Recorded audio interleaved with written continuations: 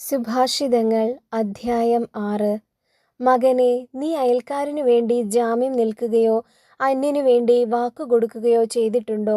നീ നിന്റെ സംസാരത്താൽ കുരുക്കിലാവുകയോ വാക്കുകളാൽ കുടുങ്ങിപ്പോവുകയോ ചെയ്തിട്ടുണ്ടോ?